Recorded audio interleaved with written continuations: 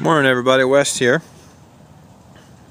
Yeah, it's been a while since I put up a video. I started a Skywalker project. Quite impressed with all the good reports in flight and stability that I see in the video and so forth. And so I thought I would invest in one. This is the 1900 millimeter version, as opposed to the 1680 wingspan version. Made some mods, and I'll get into the modifications. There's lighting and so forth on this one. I'm using the FR Sky 2.4 gigahertz system that I had previously set up, and antennas are running up there through the wing shoulders. Obviously I have landing gear there. I have two 3S batteries in parallel in there. They're 4,000 milliamp each. Got the speed control on the outside there. I used a modification here that I developed for use of no rubber bands on these wings. To me, it's a little old school. Yes, it works. It's a little old school, and you end up damaging the wings unless you reinforce and blah blah blah. And this cleans it up a little bit, and I think I like it quite a bit.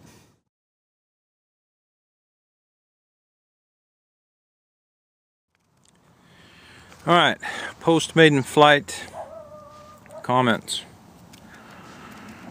She planes to the right, so there may be a twist in the vertical stab back there. Power, not under power, didn't matter. Something was making it crab to the right, and so I rudder compensated by not a lot, but enough that it's noticeable. Wing balance seems to be pretty good. I am putting in some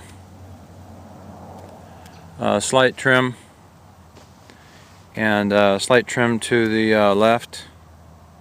Alright, so other than that, got the CG located. I'll put up some numbers. There still is a bit of up trim in the plane, as you can see, probably a little bit of up trim going on there. And I was thinking moving the CG, or moving the battery set back a little bit further. On the web there's been some guys that have stated just behind the wires, like the servo wires that go out to the wing, there's that foam insert, and the wires pack into the foam insert. There's a slot. Well, basically what they're saying is at the seam, at the back seam, the aft seam of that insert piece that covers the main spar and wires and all that under the wing. I'll put up some more details a little bit later, but anyway, it looks like we're right at the seam right now, which is kind of what people are saying, and it feels quite responsive, though I still have up trim in it. And I do notice some floatiness under mid to low throttle, like it wants to balloon up a little bit. So my thinking is that it is still slightly nose heavy, which is very bizarre. That's like halfway back in the wing chord. So this wing generates a lot of lift, So with this convex under cambered wing, I believe it's called under cambered, maybe it's over cambered. The point is that the bottom side of the wing, as you all know, is curved, convex, curves in, and that generates a ton of lift. So what's happening here is, I think, is that CG is abnormally located unusually located further back on the wing chord. Most of us are used to like a 30% back. That's 1/3 from the leading edge back. Well, we're at 50%, or perhaps even a little further than 50% of wing chord from leading edge. So more on that a little bit later. She doesn't behave as if she's tail heavy.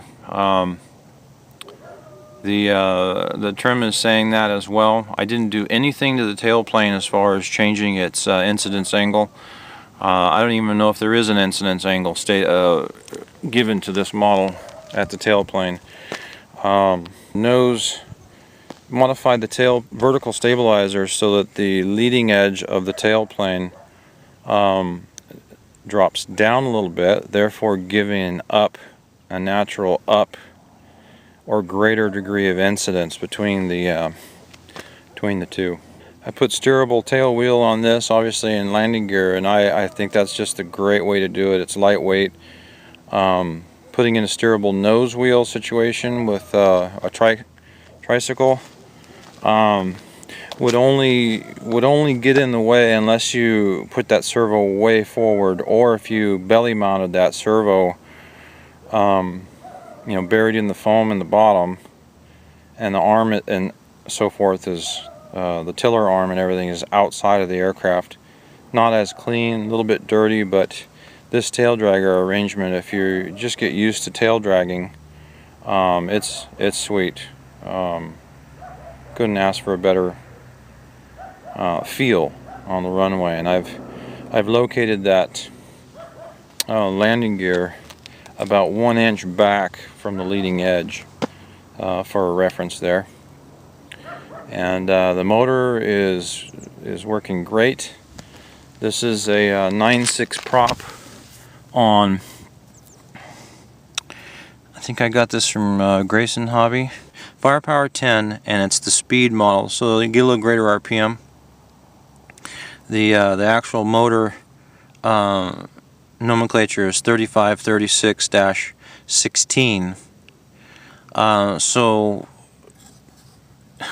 zero heat to speak of, an 80 amp speed control, zero temperature in both of those to speak of, and very pleased with today's results. You can obviously see the motor mount mod.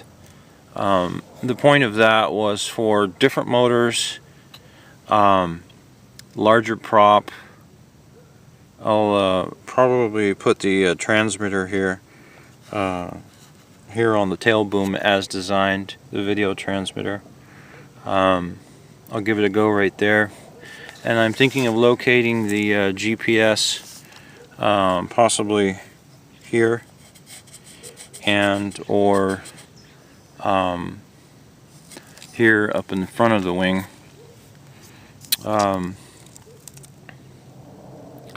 Interference issues are generally related to video.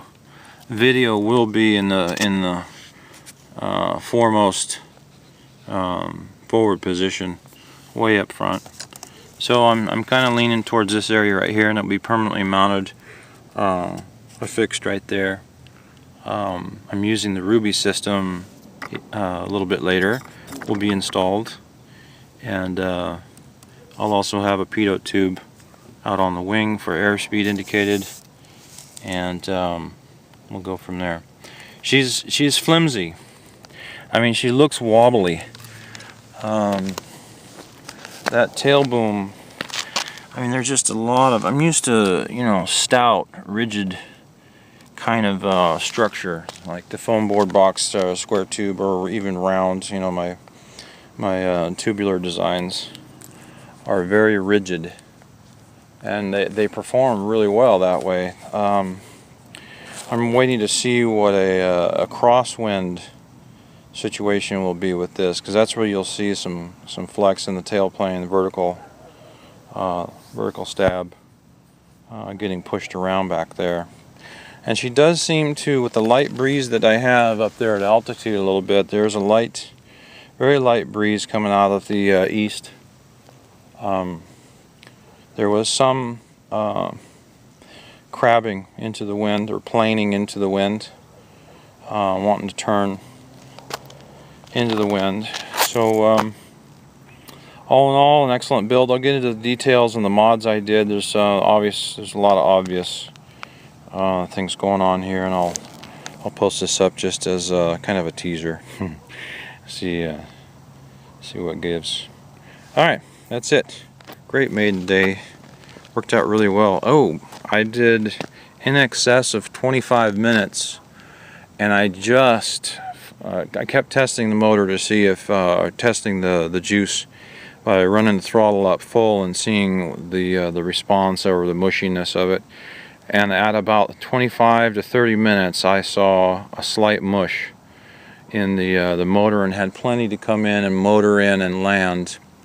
And this bird likes a long runway and a long approach. I should say a long runway.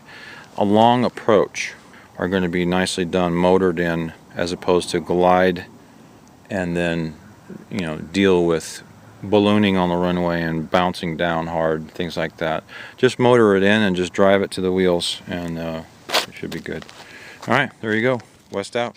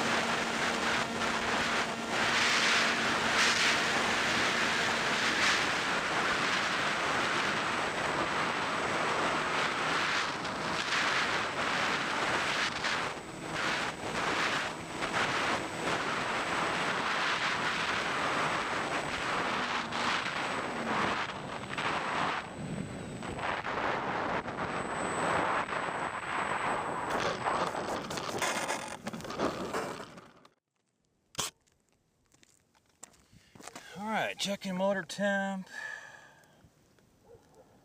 It's pretty warm on the base. Let me check the speed control.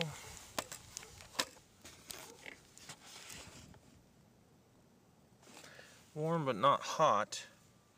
Barely warm.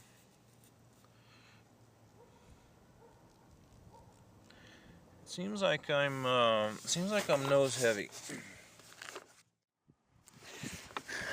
Yeah, because I still have a significant amount of up trim.